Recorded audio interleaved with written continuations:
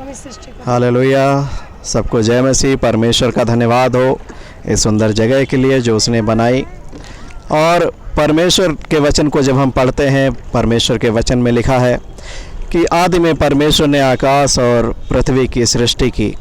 उसने सब कुछ को बनाया और परमेश्वर की बनाई हुई सृष्टि बहुत ही खूबसूरत है और बहुत सारी इस दुनिया में घूमने लायक जगहें हैं। सुंदरता के कारण बहुत सारे चीज़ें ऐसी परमेश्वर ने बनाई है कि जिनका हम वर्णन करें, जितनी भी तारीफ़ करें परमेश्वर की, वो कम है।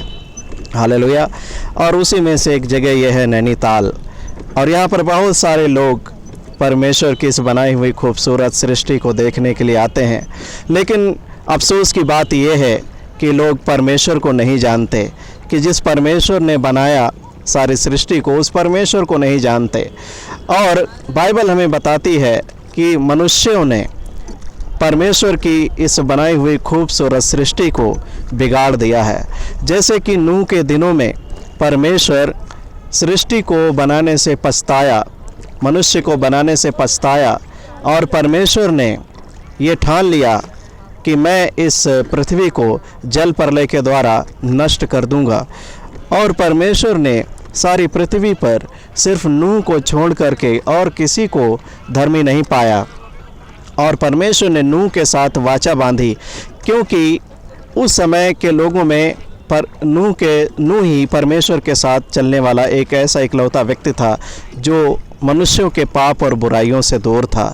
इस सृष्टि में जब पाप भर चुका था, वो नूह ही एक अकेला मनुष्य था जो परमेश्वर के संग चलने वाला, उसका भय मानने वाला और एक पवित्र जीवन जीने वाला था। और परमेश्वर ने नूह के साथ वाचा बांधी। उसी रीति से आज जब हम इस सृष्टि की खूबसूरती को, सुंदरता को देखते हैं, हम परमेश्वर की स्तुति करते हैं, परमेश्वर की बड़ाई करते हैं, प्रशंसा करते हैं। और जब परमेश्वर के लोग कहीं भी घूमने जाएं तो सिर्फ वो अपने टाइम पास करने के लिए ना आए, परंतु वो परमेश्वर के बनाई हुई सृष्टि को देखकर परमेश्वर की महिमा करें, बड़ाई करें। लेकिन जो परमेश्वर को नहीं जानते, जो परमेश्वर से जिनका जीवन अलग है, उन्होंने क्या किया? परमेश्वर के बनाई हुई इस सृष्टि को बिगाड़ दिया। और मनुष्यों के पापों के कारण, जैसे कि नूह के समय की सृष्टि को परमेश्वर ने जल में डुबो करके नष्ट कर डाला था, वैसे ही इस समय अंतिम युग में परमेश्वर ने कहा, जब हम पतरस की पत्री को पढ़ते हैं, हम सुसमाचारों को पढ़ते हैं, तो परमेश्वर इस युग को जिसमें हम और आप रहते हैं, मनुष्यों के पाप के कारण, मनुष्यों के दुष्टता के कारण, इसको आग के द्वारा भस्म कर देगा। इसलिए हम जब इस संसार में रहते हैं तो प्रभु यीशु मसीह ने हमें अपने पास आने का मौका दिया है। तो हमारी ये जिम्मेवारी है कि हम प्रभु यीशु मसीह का, अपने परमेश्वर पिता का धन्यवाद दें। हम अपना जीवन उसकी आज्ञाओं को मानते हुए बिताएं, उसके नियमों का पालन करते हुए बिताएं, क्योंकि एक दिन जब प्रभु आएगा, अपने लोगों को ले जाएगा और उसके बाद ये दुनिया में भयंकर तबाहियों के द्वारा परमेश्वर इन सारी चीज़ों को नष्ट कर डालेगा।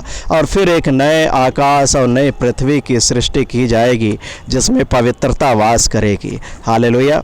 प्रकाशित वाक्य में लिखा हुआ है, उसमें कोई भी बुराई करने वाला, कोई भी दुष्ट जन उसमें नहीं जाएगा। और हमारी आपकी जिम्मेवारी है कि हम और आप उस नए आकाश और नए पृथ्वी में जाने के योग्य बने, जिसमें पवित्रता वास करेगी, जिसमें परमेश्वर हमारे साथ होगा, हमारे सब आंसुओं को पोंछ डालेगा और वहाँ ना दुख होगा, ना बिलाप, ना पीड़ा। हालेलुया। परमेश्वर का धन्यवाद हो इस सुंदर सृष्टि के लिए, और परमेश्वर का धन्यवाद हो कि उसने हमें अपने पास आने का मौका दिया कि हम उसके संतान कहलाएं। हालेलुया। परमेश्वर का धन्यवाद हो सारी बातों के लिए। सबको जय मसीह की।